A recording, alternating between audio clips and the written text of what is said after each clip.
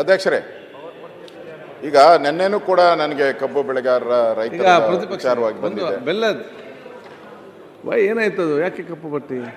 ಇವತ್ತು ಲಿಂಗಾಯತರ ಮೇಲೆ ಏನು ದೌರ್ಜನ್ಯ ಆಗಿತ್ತು, ಆ ದೌರ್ಜನ್ಯದ ಕರಾಳ ದಿನ ಇವತ್ತು ಒಂದು ವರ್ಷ ಆಯ್ತು. ಲಿಂಗಾಯತರ ಮೇಲೆ ದೌರ್ಜನ್ಯ ಆಗಿ ಅದ್ರ ಮೇಲೆ ಸರ್ಕಾರ ಒಂದು ವಿಚಾರಣಾ ಆಯೋಗ ಮಾಡಿತ್ತು. ಆಯ್ತು, ಈಗ ವಿಚಾರಣಾ ಆಯೋಗ ನೋಡಿ ಆಯ್ತು. ಈಗ ಮತ್ತೆ ಅಶೋಕ್ ಅವರೇ, ನೀವೇ ಕೇಳಿದ್ದು ಆಯ್ತು. ಯಾವುದೇ ಒಂದು ನೋಡಿ, ನೀವೆಲ್ಲ ಸೀನಿಯರ್ ಮೆಂಬರ್ಸ್ ಇದ್ದೀರಿ, ಒಂದು ನಿಯಮ ಇದೆ, ಮಾಡ್ತೇವೆ. ಆಯ್ತು, ನಿಯಮ ಇದೆಲ್ಲ, ಯಾಕೆ ಈ ರೀತಿ ಮಾಡ್ತೀರಿ? ಯಾವೆಲ್ಲ ಸೀನಿಯರ್ ಮೆಂಬರ್ಸ್ ಗೊತ್ತಿದೆ. ಈಗ ಕಲಿಪಟ್ಟಿ ಹಾಕಿದ್ದು ನೋಡಿ, ನೀವು ಡೆಪ್ಯೂಟಿ ಲೀಡರ್ ಆಗಿದ್ದೀರಿ, ನಿಮಗೆ ಗೊತ್ತಿದೆ. ಅದು ಮತ್ತೆ ಚರ್ಚೆ ಮಾಡುವ. ಈಗ ಇದನ್ನು ಕಟ್ಟಿ ಮಾಡಿ ಆಯ್ತು, ಕ್ಲಿಯರ್ ಮಾಡಿ. ಯಾವಾಗ ಚರ್ಚೆ ಕೊಡ್ತೀನಿ? ಆಯ್ತು, ಇದನ್ನು ಕೊಡ್ತೇನೆ. Your should be a model to others. ನೀವು ಬೇರೆಯವರಿಗೆ ಕೊಡ್ತೇವೆ. ನೆಕ್ಸ್ಟ್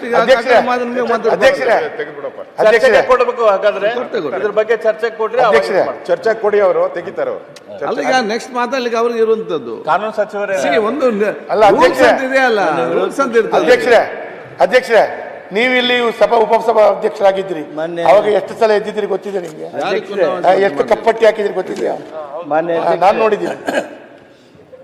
ತಾವು ಗಮನಿಸಿರ್ತಕ್ಕಂಥದ್ದನ್ನು ನಾನು ಗಮನಿಸಿದೆ. ಆದರೆ ಸ್ನೇಹಿತರಾಗಿ ಅವ್ರಿಗೆ ಏನು ಅಂತ ಕೇಳಿಬಿಟ್ಟೆ, ನಾನು ಅಷ್ಟಕ್ಕೆ ಸುಮ್ಮನಾದೆ.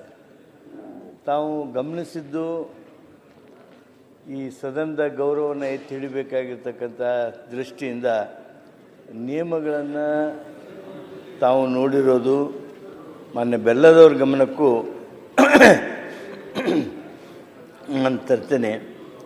ಸದನದಲ್ಲಿ ಬಾವುಟಗಳು, ಲಾಂಛನಗಳು ಅಥವಾ ಯಾವುದೇ ನಿಶಾನೆಗಳನ್ನು ಪ್ರದರ್ಶಿಸತಕ್ಕದ್ದಲ್ಲ. ಇದು ಈ ಸದನದ ನಿಯಮ. ಈ ನಿಯಮಗಳನ್ನು ಪಾಲನೆ ಮಾಡಬೇಕಾದದ್ದು ನಮ್ಮ ಕರ್ತವ್ಯ. ಆ ಹಿನ್ನೆಲೆಯೊಳಗೆ ನಾನು ತಮಗೆ ವಿನಂತಿ ಮಾಡ್ತೀನಿ, ಆ ರೀತಿಯಾಗಿರ್ತಕ್ಕಂಥದ್ದಾಗಬಾರ್ದು. ತಾವು ಅದಕ್ಕೆ ಸ್ಪಂದಿಸಿದ್ರಿ, ಅದಕ್ಕೆ ನಾನು ನಿಮಗೆ ಅಭಿನಂದಿಸ್ತೇನೆ. Thank you. ಅವ್ರಿಗೆ ಯಾವ ಸಂದರ್ಭದಲ್ಲಿ ಅವಕಾಶ ಕೊಡಿ ನಮ್ಮ ಉಪನಾಯಕರಿಗೆ. ಸಮನ ಅವ್ರು ಸೆಳೆದಿದ್ದಾರೆ, ಈಗ ಗಮನ ಸೆಳೆದಿದ್ದಾರೆ. ಇಲ್ಲ, ಒಳ್ಳೇದಲ್ಲ. ಲೀಡರ್ಶಿಪ್ ಅಂದ್ರೆ ಅದೇ. ನೀವು ಕಿತಾಪತಿ ಮಾಡಬೇಡ್ರಿ ಅಂತ ಕಿತಾಪತಿ ಮಾಡಕ್ ಉತ್ತರ ಕನ್ನಡ ಬಗ್ಗೆ ಚರ್ಚೆ ಆಗಲಿ.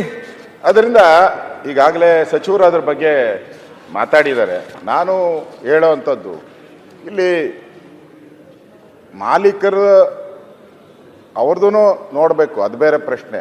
ಆದರೆ ಹೆಚ್ಚಾಗಿ ನಾವು ರೈತರ ಕಡೆ ಗಮನ ಕೊಡಬೇಕು.